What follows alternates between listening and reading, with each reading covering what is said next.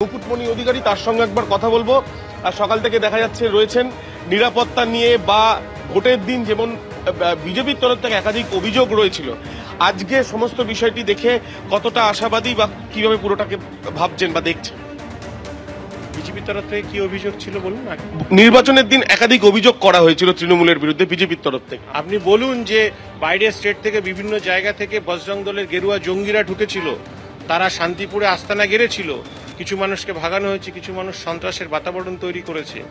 আমরা তো লোকসভা থেকে শুরু করে বিধানসভা পর্যন্ত নো ভায়োলেন্সে বিশ্বাস ছিলাম। বিজেপির তরফ থেকে যা অভিযোগ করা হয়েছে সেটা আপনাকে জিজ্ঞেস করা হলো, আপনাদের তরফ থেকে কোনো অভিযোগ এখনো পর্যন্ত কি আছে? নির্বাচন কমিশনের সাথে কথা বলুন, আপনারা ওদের অভিযোগটা জেনে যান, আমাদেরটা জান। আপনি বলুন।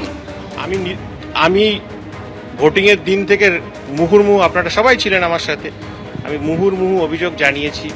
বিভিন্ন জায়গায় আমি ধরেছি গেরুয়া জঙ্গিদেরকে, গেরুয়া বস্ত্র পরে তারা আমাদের ছেলেদেরকে মারধর করছে, সেন্ট্রাল ফোর্সকে ইনস্টিগেট করে লাঠিচার্জ করাচ্ছে, ফাটিয়ে দিচ্ছে মেরে, আধমরা করে ফেলেছে কোথাও কোথাও, মেয়েদের উপরে লাঠিচার্জ হয়েছে। মুকুটমণি অধিকারীকে আমরা দেখলাম এবং তিনি যেটা জানাচ্ছেন যে তাদেরও অভিযোগ রয়েছে। একইভাবে আমরা দেখেছি বিজেপির প্রার্থী থেকে আরম্ভ করে বিজেপির তরফ থেকেও কিন্তু একাধিক অভিযোগ নির্বাচনের দিন করা হয়েছিল। এবং আজকে এই যে ত্রিস্তরীয় নিরাপত্তা বলয়ে রাখা হয়েছে এই গণনা কেন্দ্র, যাতে কোনো রকম উত্তেজনা বা কোনো রকম অপ্রীতিকর কোনো ঘটনা না ঘটে। এবং আরও একবার ছবিটা দেখাচ্ছি যে যারা ভোটে উপস্থিত থাকবেন বিভিন্ন রাজনৈতিক দলের তরফ থেকে তাদের আই কার্ড গলায় রয়েছে এবং তারা ভেতরে প্রবেশ করছেন তাদের নির্দিষ্ট পরিচয় পত্র দেখে। রানাঘাট দক্ষিণে তৃণমূলের তরফ থেকে প্রার্থী করা হয়েছে মুকুটমণি অধিকারীকে, বিজেপি প্রার্থী মনোজ বিশ্বাস এবং সিপিএম এর তরফ থেকে প্রার্থী করা হয়েছে অরিন্দম বিশ্বাসকে। দেখো, ত্রিস্তরীয় নিরাপত্তা বলয়ের মধ্যে রাখা হয়েছে রানাঘাট কলেজকে, তার কারণ এখানেই রানাঘাট দক্ষিণ বিধানসভা কেন্দ্রের যে উপনির্বাচন, সেই উপনির্বাচনের গণনা হবে। অতনুকুণ্ডুকে বলছি দেখানোর জন্য, আমরা দাঁড়িয়ে রয়েছি যেখানে, সেখানে দেখা যাচ্ছে যে যারা উপস্থিত থাকবেন বিভিন্ন রাজনৈতিক দলের তরফ থেকে ভোটের কাউন্টিংয়ে, তাদেরকে কিন্তু সারিবদ্ধভাবে তারা লাইন দিয়ে তারা ভেতরে প্রবেশ করছেন এবং ঢোকার সময় কিন্তু বেশ কয়েকজনকে দেখা যাচ্ছে যে তারা স্লোগান দিতে দিতেও ঢুকছেন।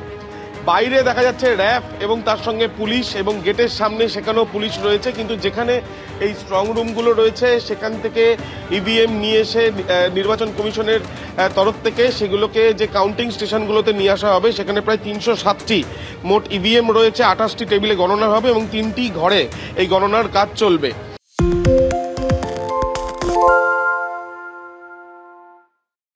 সত্য অন্তহীন, সত্যের খোঁজও তাই, সত্য সন্ধানে তাই আমরা অক্লান্ত, অকুতভয়। এবিপি আনন্দ নতুন ভাবনার প্রতীক, যা মনে মুক্ত, তথ্যে যুক্ত এবং যাবতীয় সীমানার বাঁধন থেকে মুক্ত। সীমা না শব্দটির মধ্যে লুকিয়ে আছে মানা শব্দটি, যেন চোখ রাঙানি এক অদৃশ্য ব্যানাজার, যা আটকে রাখে আমাদের এক ছোট্ট গণ্ডির মধ্যে। একমাত্র সঠিক খবরই গড়ে তুলবে এক মুক্ত সমাজ। সেই জগৎ গড়ার লক্ষ্যে কোনো সীমানার ঠুকুটি আমরা মানব না। এবিপি আনন্দ এগিয়ে থাকে, এগিয়ে রাখে।